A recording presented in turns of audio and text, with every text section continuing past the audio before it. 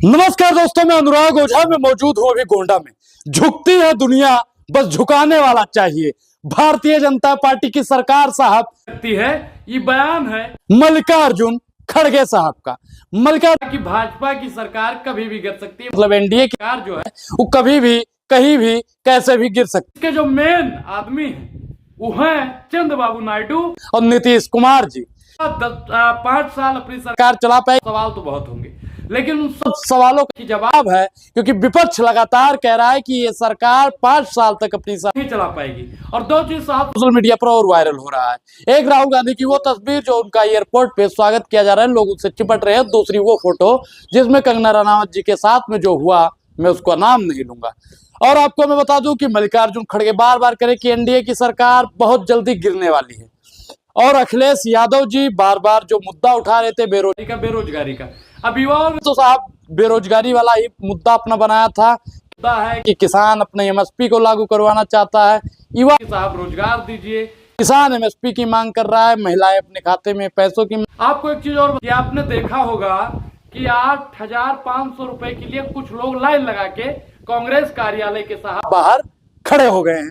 आपको मैं एक चीज बता दूं साहब, इतिहास लिखा जाएगा ना तो ये बात नोट की जाएगी कि जब 15 लाख के लिए साहब बोले थे, लेकिन राहुल गांधी जी ने जैसे 8500 रुपए के लिए बोला, लोग वहां पे लेने के लिए पहुंच गए थे।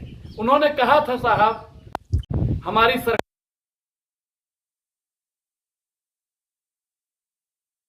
ना, और यानी 1 लाख रुपए साल का भेजने का काम करेंगे।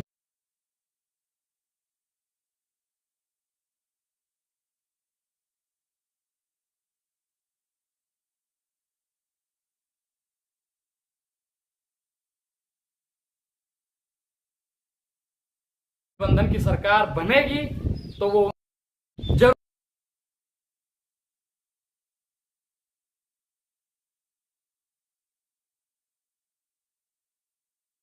हमारी सरकार मतलब इंडिया गठबंधन की सरकार बनते ही 5 साल तो साथ सरकार चलने वाली नहीं है, क्योंकि जितना भी विपक्ष है वो लगातार कह रहा है कि भाजपा की सरकार साहब, खैर छोड़िए, भाजपा की तो सरकार ही नहीं है, एनडीए की सरकार, एनडीए की सरकार 5 साल तक चलने वाली नहीं है। प्रधानमंत्री नरेंद्र मोदी जी विदेश घूमने चले गए हैं। और आपको साहब मैं स्पष्ट कर दूं और आपको बता दूं कि मोदी जी और भाजपा का लोग कहा करता था कि चुनाव खत्म होते ही राहुल गांधी वहीं चले जाएंगे घूमने के लिए। ये जितना भी विपक्षी लोग है सब घूमने के लिए चला जाएगा। चुनाव साहब खत्म हुआ और घूमने कौन चला गया, आप हमको बताइएगा जरूर। सरकार सिर्फ और सिर्फ घुमक्कड़ों की घूमेंगे। जो हमारे देश के शिक्षा मंत्री बन गए हैं उनको शिक्षा नीति से कोई मतलब नहीं रहेगा। वो पढ़ाएंगे लिखाएंगे वाली बात नहीं करेंगे।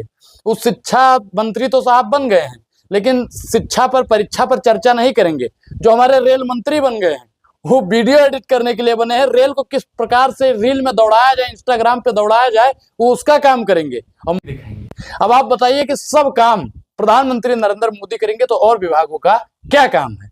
प्रधानमंत्री नरेंद्र मोदी जी से मेरे फिर वही तथाकथित सवाल है कि प्रधानमंत्री नरेंद्र मोदी जी, आप मुझे उन तमाम हिसाब किताब दीजिए जो आपने 10 साल बोला था। देश की तबाही का हिसाब दीजिए, मुझको अपने बैंक की किताब दीजिए। प्रधानमंत्री नरेंद्र मोदी जी को देश की एक एक आवाम का, एक एक जनता का जवाब साहब देना पड़ेगा।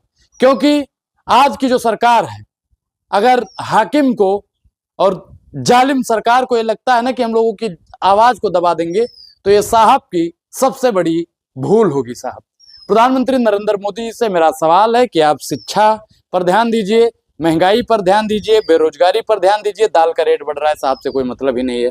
आप इस देश के भ्रष्टाचार को रोकिए। और आपने साहब, आपको 2014 की एक कटिंग याद होगी पेपर की, अगर आपने पढ़ा होगा, देखा होगा, याद होगा कि भाइयों बहनों मित्रों, विदेश से काला धन आएगा। आप तीसरे टर्म में आगे प्रधानमंत्री नरेंद्र मोदी जी क्या काला धन लेकर आएंगे।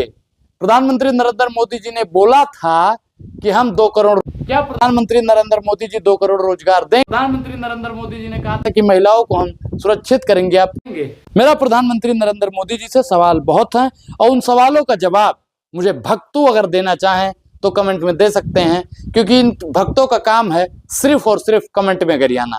भक्त सिर्फ गरिया सकते हैं और हम प्रधानमंत्री नरेंद्र मोदी जी से सवाल पूछते रहेंगे। हम आपकी गिरद धमकियों से साहब डरने वाले नहीं हैं। हम गांधी को मानते हैं, क्योंकि गांधी ने हमें अभय का पाठ पढ़ाया था। इस पूरी बातचीत पर आपकी क्या प्रतिक्रिया है? अपनी प्रतिक्रिया जरूर दें। और अभी तक आपने हमारे चैनल को ज्वाइन नहीं किया है तो ज्वाइन करना भी बेहद जरूरी है। अब अनुराग ओझा को दीजिए इजाजत। शुक्रिया, धन्यवाद। देखते रहिए, मुस्कुराते रहिए और हंसते रहिए।